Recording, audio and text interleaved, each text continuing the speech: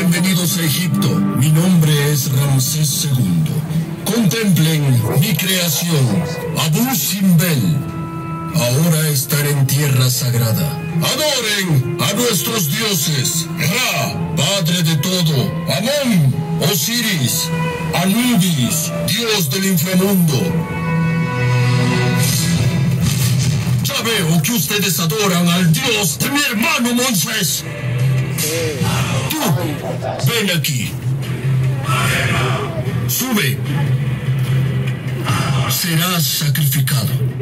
Si tu Dios es más poderoso que el mío, entonces que Él mismo te salve. Usaré esta daga para sacrificarte.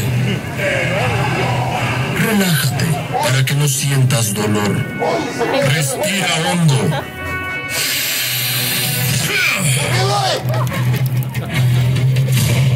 ¿Cómo es esto posible? ¿Será que mi hermano Moisés siempre tuvo razón?